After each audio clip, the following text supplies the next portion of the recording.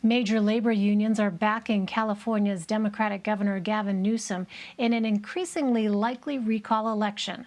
They're calling the effort to oust him anti-worker. On Tuesday, the California Labor Federation endorsed Newsom. The federation represents 2 million workers and 1,200 affiliated unions in a variety of fields. The endorsement comes as a special election looks increasingly likely in the coming months. The Republican-led effort to replace the governor gathered more than 1.7 million valid signatures, enough to place the recall on the ballot. There are still a few procedural steps remaining. A number of Republicans have already thrown their hats into the race.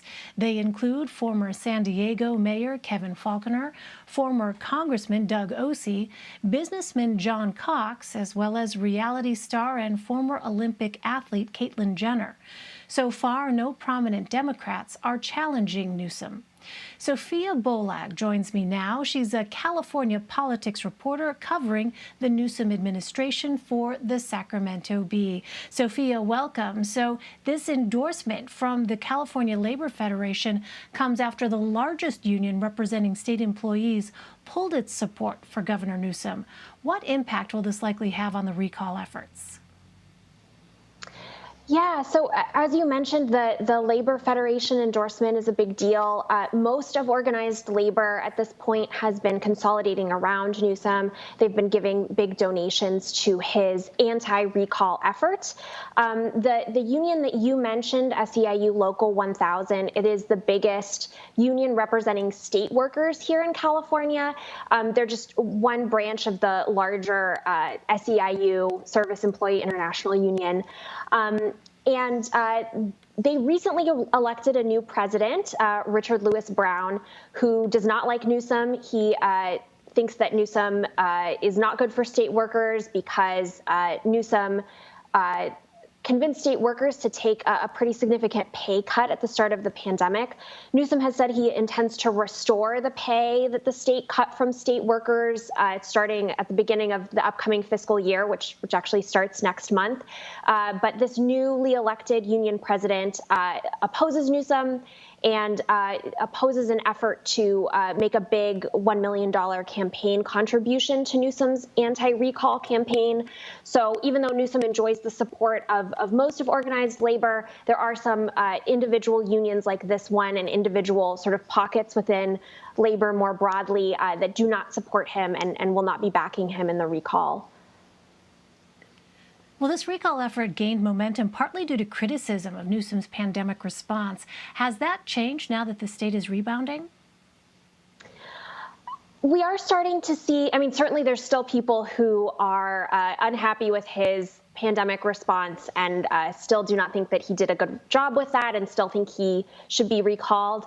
But things have really turned around here in California in terms of our COVID-19 rates from, that big surge that we saw over the winter. Things are much better here now. Vaccination rates are still increasing, although at a slower an increasingly slow rate.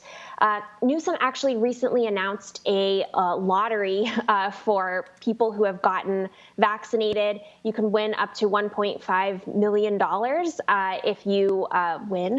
And the odds are still long, but certainly something that might be enticing people to feel more positively about the pandemic and about Newsom's pandemic response. Well, this week, events commemorating the victims of the Tulsa Race Massacre 100 years ago have revived conversations about reparations for Black Americans.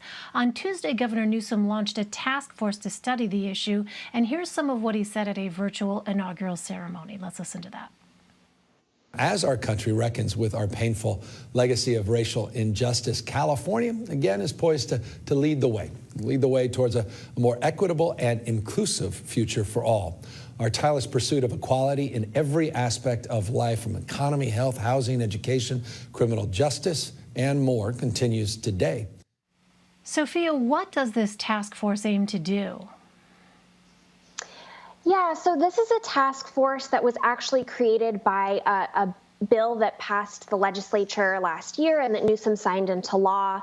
And essentially, this task force is studying the possibility of California giving reparations to Black Californians. They're going to be studying the generational effects of slavery and historically racist policies that have affected Black Americans.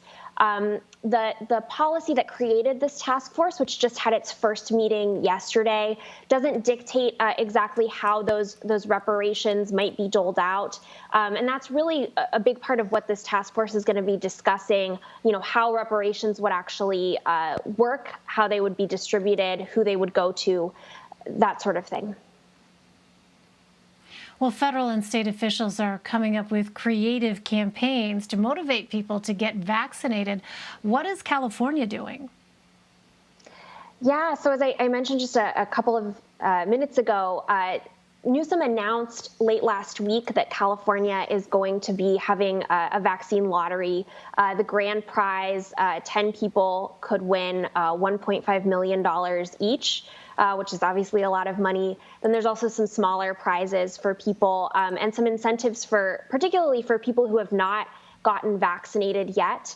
Last I checked the numbers late last week, it was looking like almost about 2/3 of Californians are either fully vaccinated or have gotten at least one shot, so are on their way to being fully vaccinated. But that's still, below what California would need to see to reach, some sort of herd immunity. There's some debate still among scientists of exactly how many people would need to be vaccinated to reach that. But it seems like California is still short of that threshold. So, Newsom and other officials are really trying to encourage people to get their vaccines. And this lottery is a big way that they're trying to do that. All right, Sophia Bollag for us. Sophia, thank you. Thanks.